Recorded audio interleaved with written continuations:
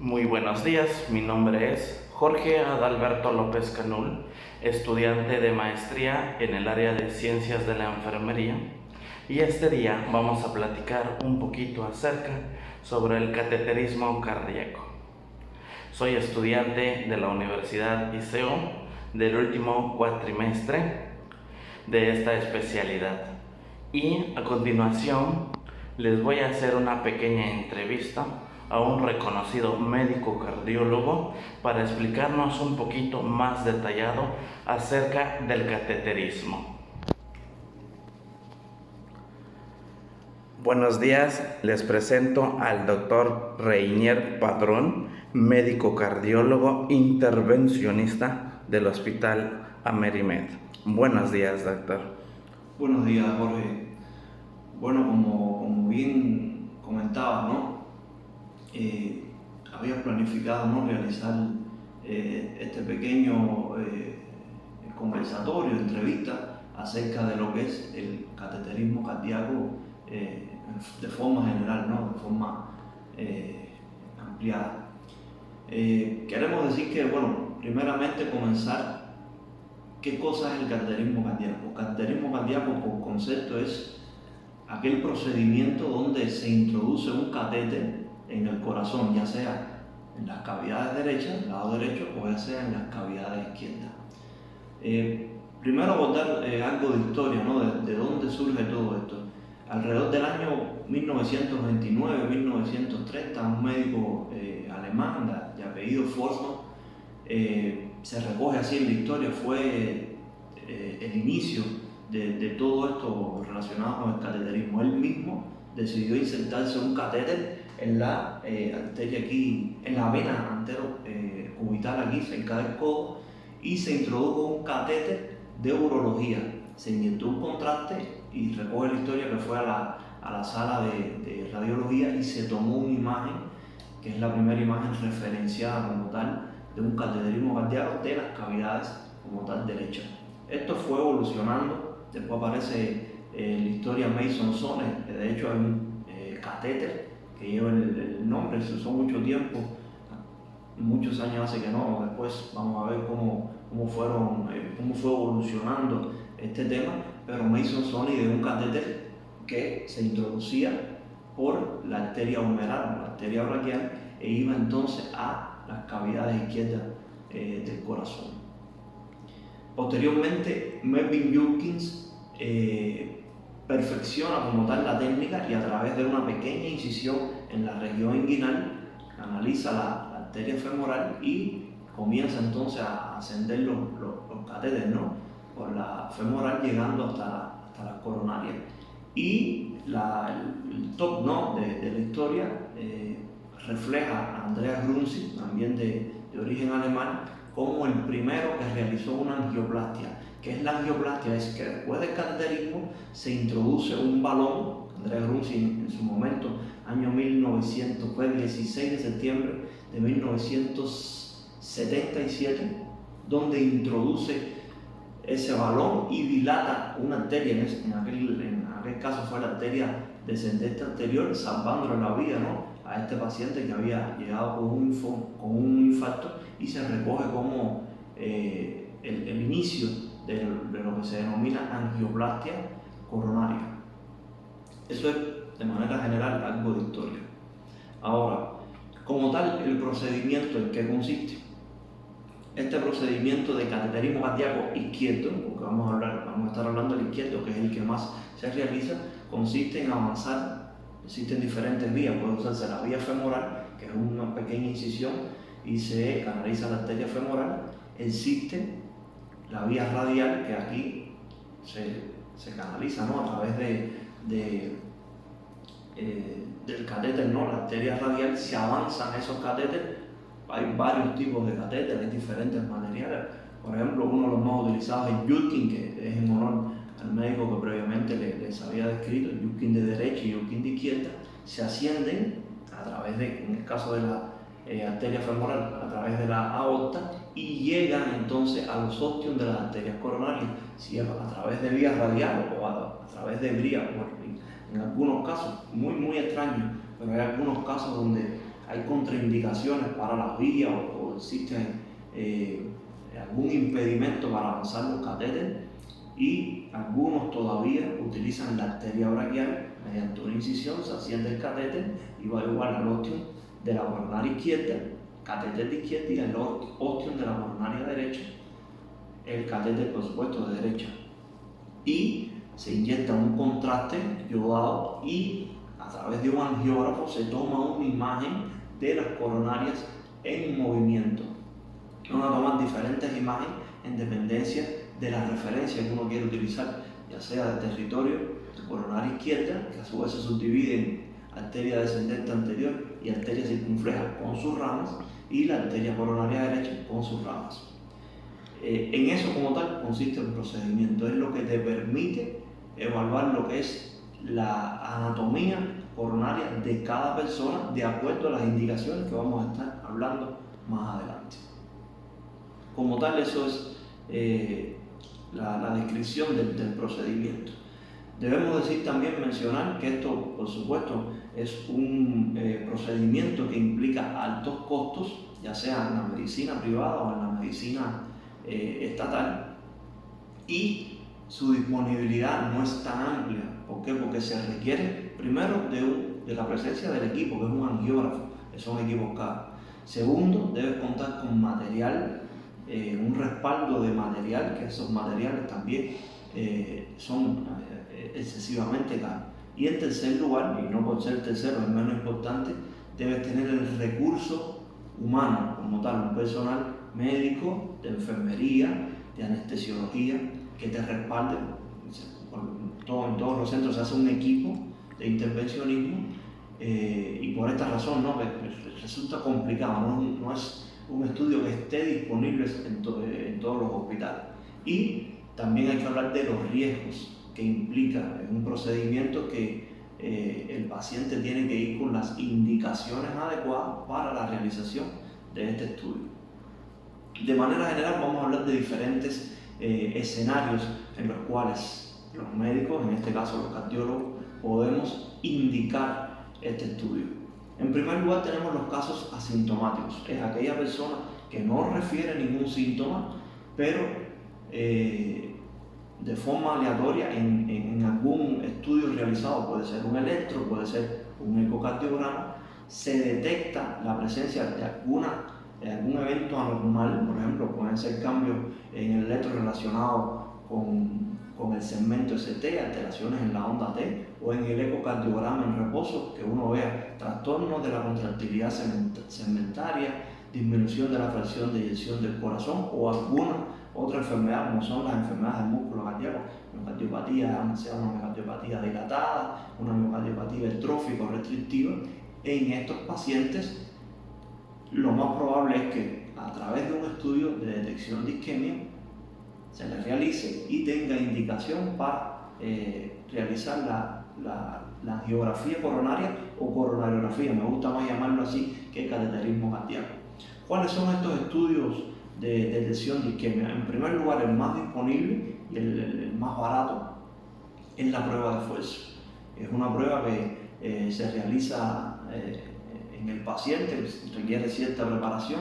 El paciente venga en ropa deportiva, en el caso de los hombres que tengan el pecho rasurado, que tomen sus medicamentos para las distintas enfermedades, las comorbilidades que tenga, y a través de varios protocolos, el más usado, el protocolo de Bruce, se coloca al paciente los mismos electrodos como si fuera a realizarse un electrocardiograma en reposo, y el paciente comienza a hacer su esfuerzo físico. ¿Cuál es el objetivo? Detectar que tenga cambios a nivel del segmento ST o alteraciones en la onda T que nos pueden indicar que el paciente tiene una isquemia coronaria, tiene una isquemia miocárdica, y ya teniendo esa prueba positiva es una de las indicaciones para realizar la angiografía coronaria. Tenemos también el ecocardiograma, ya sea en reposo, pero el ecocardiograma de esfuerzo, puede ser con banda de esfuerzo o puede ser con determinados medicamentos que simulan el aumento de la frecuencia cardíaca para producir la llamada déficit en el aporte y la demanda, pero bueno, no es más que cambios a través del eco que se ven en la contractilidad, ya sea global y regional, del corazón de este paciente, y entonces esto es otro criterio para indicación de angiografía coronaria.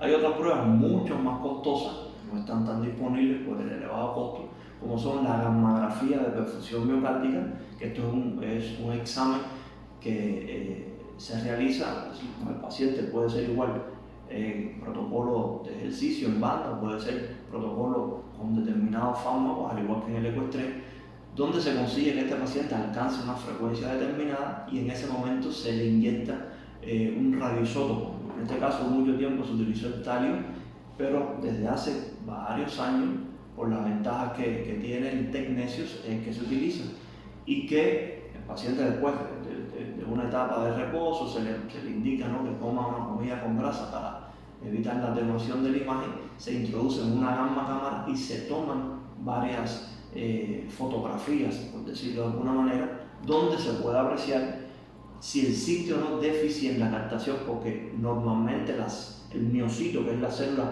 del músculo cardíaco, tiene buena afinidad por el tecnesio y la captación debe ser uniforme. En este caso, si se aprecia una captación que no es uniforme o la captación es casi nula, podemos decir que estamos en presencia de un paciente que tiene una isquemia hemocárdica y por lo tanto criterios para realizar la angiografía coronaria. Y por último tenemos la tomografía cardíaca con multidetector. Generalmente son programas ya software muy avanzados, donde primero se le calcula el score de calcio de estos individuos, permite calcular el score de calcio, un score para sobre todo estratificar, debe ser cero, pero te habla del calcio coronario.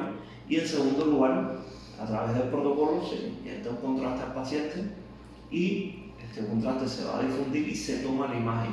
Después hay un programa que se denomina de sustracción digital y tú logras ver bien llenita las arterias coronarias, y si hay un déficit de llenado, ahí puedes sospechar, ¿no?, que hay una obstrucción en cualquiera de las arterias coronarias, por lo tanto ya este paciente tendría criterio para realizar la coronariografía. El otro escenario que es importante es los pacientes que como tal presentan síntomas ya.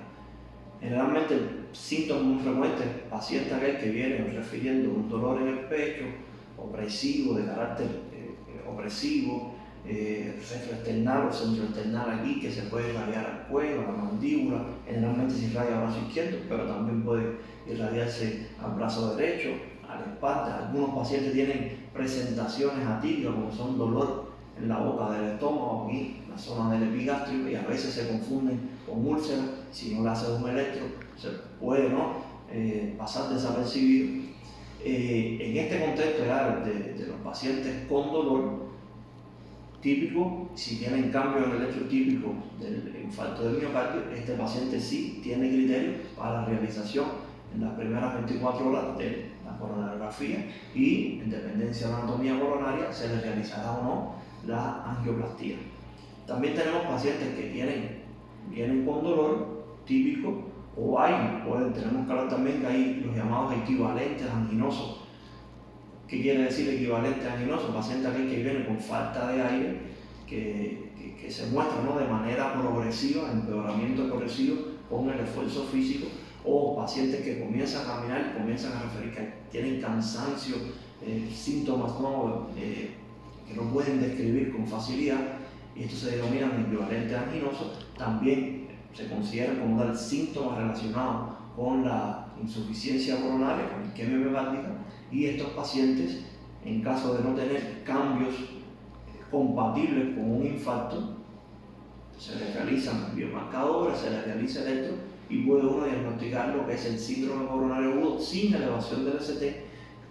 A través de diferentes scores se estratifican, y aquellos pacientes que tienen un score de riesgo moderado o alto tienen criterio, ya sea alto en las primeras 24 horas, intermedio en las primeras 72 horas, para uno realizar la coronariografía, y en dependencia igual de la anatomía coronaria se procede o no a realizar la angioplastía coronaria. Esto es como darle en el contexto de los pacientes que tienen síntomas, que te llegan con síntomas aquí al consultorio. Hay que hablar también que los pacientes que tienen valvulopatías, las más frecuentes son valvulopatía mitral, valvulopatía óptica, tienen indicación también, porque son pacientes que por determinados criterios van a ser sometidos a un recambio valvular, ya sea, te digo, puede ser cualquier válvula, pero las más frecuentes son la válvula aórtica y la válvula mitral. Estos pacientes tienen criterios también para realizarse coronariografía. ¿Por qué? Porque hay que ver si no tienen enfermedad coronaria para, en el caso de que pueda hacer la cirugía abierta, porque ya hay muchos casos de estas valvulopatías que se tratan también un mínimo acceso, ¿no?, o vía percutánea, pero en el caso de que sea una cirugía, o en caso igual de que se le vaya a hacer tratamiento percutáneo, tratar también la cardiopatía isquémica o la estenosis que pueda tener en alguna de las arterias. Y el último contexto lo ubicaríamos en los pacientes con enfermedad del músculo cardíaco, pacientes con miocardiopatía dilatada, ya sea de causa isquémica, ya sea de causa metabólica, otras causas no, que ya son causas secundarias como tal de la miocardiopatía dilatada, pacientes con miocardiopatía hipertrófica o pacientes con miocardiopatía restrictiva, o en pacientes que no se usa mucho, pero también se suele usar en determinadas indicaciones, que se le vaya a realizar una biopsia endomiocárdica, también se le realiza un cateterismo cardíaco. De manera general, estos son los posibles escenarios donde uno puede indicar, y está así reflejado en todos los consensos y las guías de la Sociedad Europea de Cardiología y la Sociedad Americana de Corazón, son las dos más importantes, pero no son las únicas. Como tal, hay un consenso de que esas son las indicaciones adecuadas para la realización de la angiografía coronaria. Doctor, muchísimas gracias por esta breve explicación sobre lo que es el cateterismo cardíaco. Le agradezco mucho su apoyo para este estudio y esta evaluación a través de la Universidad de ISEO. Muchísimas gracias. Gracias. Había poner una pantalla ahí con algo provocativo, o sea, tema de relax, tres maripositas, Esto lo teníamos allá en Cuba. Entonces, pues, después pones una chica ahí y camina, si le llegas, es tuya, si le alcanza.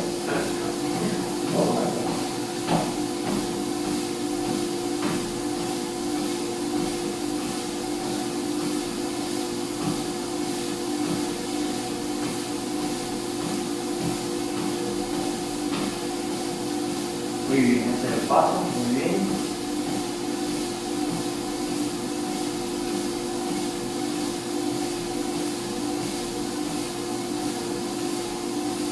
Si quieres, después le damos una vista aquí en la pantalla para que se vea el trazado durante el esfuerzo. Uno va viendo si hay cambios, sobre todo aquí, ST y onda T. Estas son las derivaciones, son todas importantes, pero sobre todo nos enfocamos en estas, de 5, B6 y B4, porque son las de más sensibilidad y especificidad a la hora de diagnosticar la insuficiencia coronaria. Como ven, va dando el tiempo, la etapa del protocolo, la frecuencia cardíaca que debe alcanzar y el porciento, generalmente a partir del 85% ya se considera la prueba válida. Se va monitoreando la presión en reposo y después al final de cada etapa, y aquí la carga que va adquiriendo para uno poder decir qué capacidad funcional tiene el paciente.